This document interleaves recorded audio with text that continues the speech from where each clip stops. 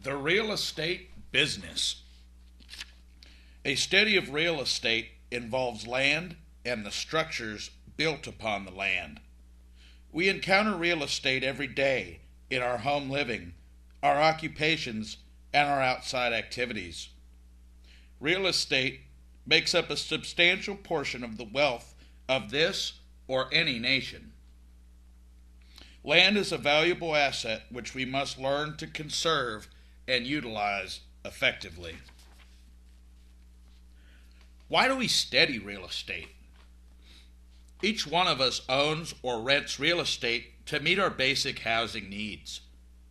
And the money we pay for housing represents a significant portion of our personal income. If we purchase a home, we are making a significant investment. Therefore, when we make a decision to rent or buy, or when we select between buying alternatives, we are making an important decision in our life. Although we might first think of real estate as a possible career when we begin to study this subject.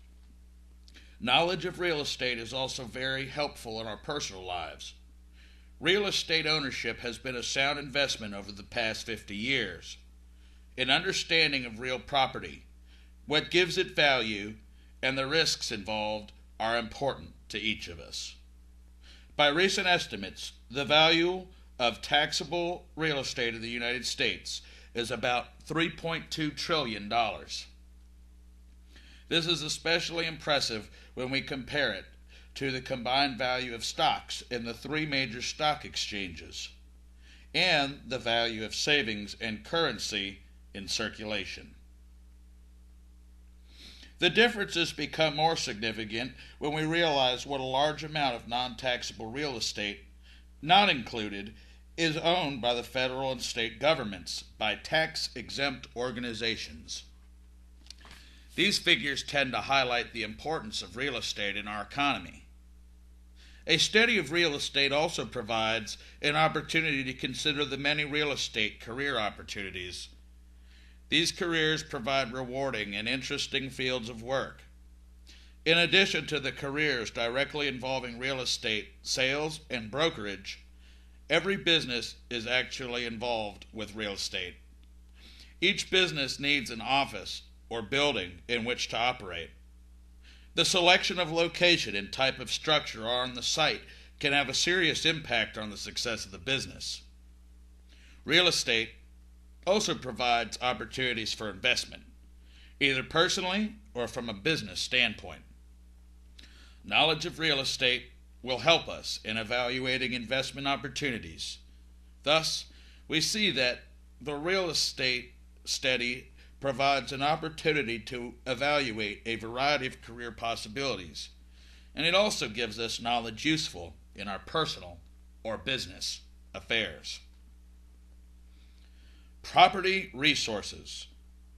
Before proceeding into the legal, economic, and business aspects of real estate, we will discuss several types of properties. Raw land has a variety of uses: food production, recreation, development into residential housing, factories, or commercial establishments. Land containing structures is called improved property and can be classified as residential, farm, commercial, industrial, or recreational. These categories are based on the use or intended use of the property with its improvements. Urban areas require some each of these property taxes.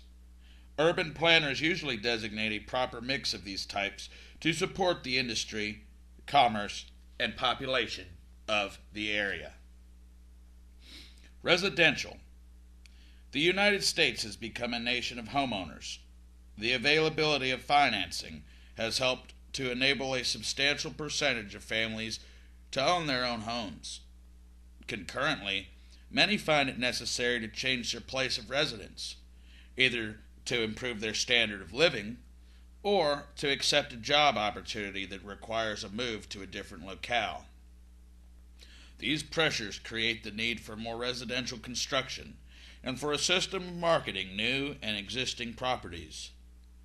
A recent census of housing shows that the approximately 77 million units in the United States, approximately 68% were family homes, 28% multi-unit structures, and the remaining 4% were mobile units. About two-thirds of the units are owner-occupied, leaving about one-third in rental status. In a typical community, about 3 to 10% of the units are vacant or for sale at any one time. Single and multifamily units. Residential property includes not only the single-family dwelling, but almost any type of structure designed for personal living. In addition to the single-family dwelling, there are other types of residence, including the duplex, triplex, and four-family homes. Sometimes owners live in one of the units while renting out the others. Additional forms of residential dwellings are townhouse, row house, and garden apartments. Apartments comprise a category of residential real estate defined as having 5 or more living units. Often, they have several hundred units. They have become very popular with both older and younger persons. Many in these groups do not want to be tied to one place, or do not have the substantial investment required to own a home, or prefer not to have the considerable responsibilities associated with home care. Life insurance companies and investment trusts frequently invest in apartments because these investments often produce a relatively high rate of return. Although most apartments in the past have been located in urban centers, there is an increasing trend to construct new apartments in suburban areas. Apartments may be either high, medium, or low-rise, or of the garden type. In any case, the success of an apartment as an investment depends to a large extent upon the skill of the property manager, who is responsible for maintaining adequate occupancy rates, and for efficiency in handling property maintenance. Although some hotels and motels have been converted into residential housing, they are more suitably classified as commercial property, catering to more transient persons. Condominiums and cooperatives. Condominiums and cooperatives have become increasingly important elements in the real estate business, and their construction has increased considerably in the past 20 years. Both the condominium and the cooperative allow people who prefer an apartment-like environment to enjoy some of the financial advantages of home ownership.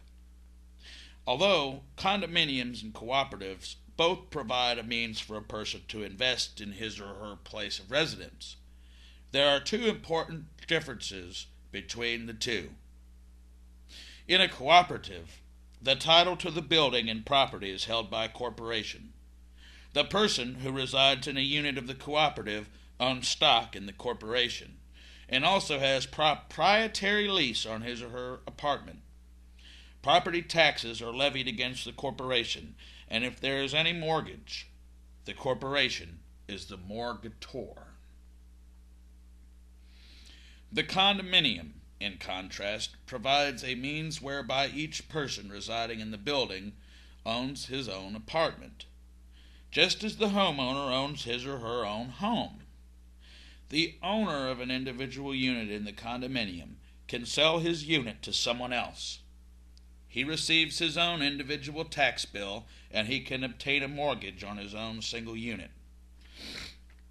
The number of condominiums in the United States has increased substantially since 1970, with couples over age 45 whose children have left home, representing the dominant buyers. In urban areas, many apartments as well as other buildings are being converted to condominiums. Mobile homes. From a legal viewpoint, mobile homes are usually considered personal property and not real property. They are mentioned here, however, because of their impact on the real estate business, and because some states have special laws that consider mobile homes that are fixed in position very much the same as real property. Mobile homes consist of movable or portable year-round dwellings constructed without a permanent foundation. They can be towed on their own chassis and connected to utilities. Sometimes a mobile home consists of two or more sections that are towed separately and later combined. A mobile home may be comprised of units that can be telescoped for towing. Mobile homes make up a substantial portion of the housing that can be purchased for under $30,000. Frequently, the units contain many of the conveniences of regular homes. Most mobile homes are situated in mobile home parks, where suitability units connections to utility are available. Since legally, mobile homes are not considered personal property, they are not normally subject to real property taxes. In California, mobile homes without wheels are taxed as homes. However, similar taxation is under consideration in other states. Mobile homes are subject to annual license fees. By paying rent for the space they occupy, their owners contribute indirectly to the taxing communities.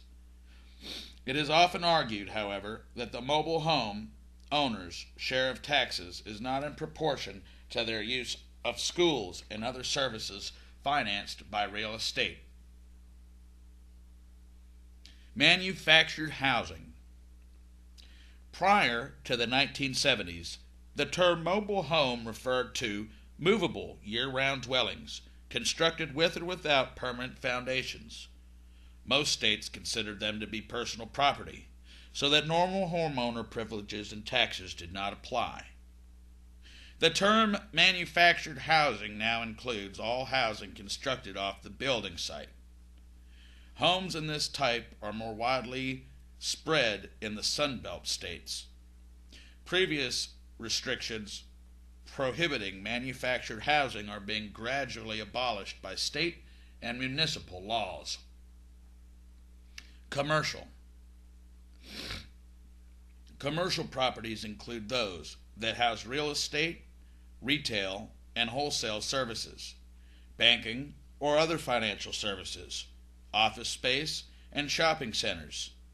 In general, the category includes most improved property acquired for investment purposes, except apartment houses and similar residential units. The trend to locate moves away from urban centers.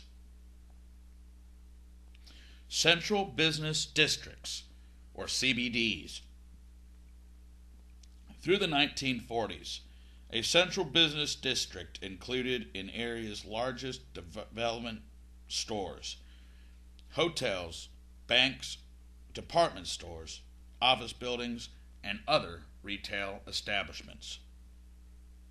These facilities were grouped together for the convenience of pedestrian customers. This central business area also usually served as the center for culture and entertainment. Frequently, the state, federal, and municipal government offices were located in this same general area. The central business district served as the convergence point for metropolitan transportation, as well as intercity bus and rail transportation and highway networks. This high concentration of activities resulted in the need for substantial parking facilities in the area, and land in central business areas has tended to have a high per square foot value relative to other lands. Changing neighborhoods have led to the demise of some central business districts.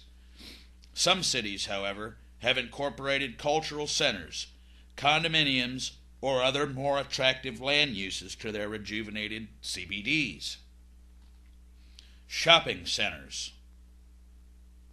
The increase in number and size of suburban shopping centers has gone hand in hand with the expansion of residential housing in suburban areas. The shopping center has come to be a focal point of suburban living by including not only retail establishments, but also theaters, post offices, churches, and recreational facilities. Other services include branch banking, insurance, real estate brokerage, fast foods, law offices, and amusement centers. The shopping center's popularity is due primarily to the convenience of having many facilities in one location. Shopping center development provides attractive opportunities for real estate investors because of the high ratio of building to land value.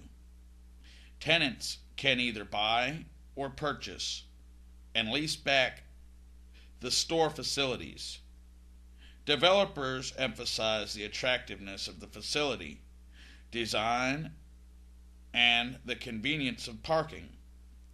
The placement of a shopping center enhances the expansion of the nearby urban areas and the development of residential housing in nearby suburbs.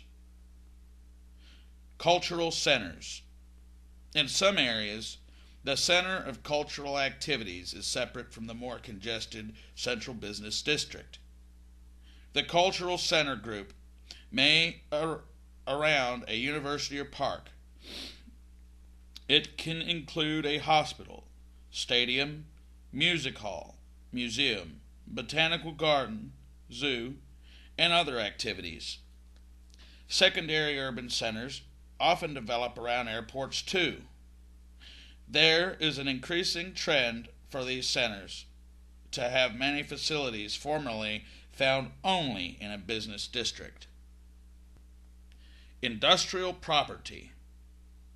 Industrial properties are used for the manufacture and warehouse of industrial consumer projects. This category includes factories, utility companies, research laboratories, warehouses, and mining or lumbering operations. Industry has been following the general trend of moving into suburban areas where land is more abundant and parking space is more readily available.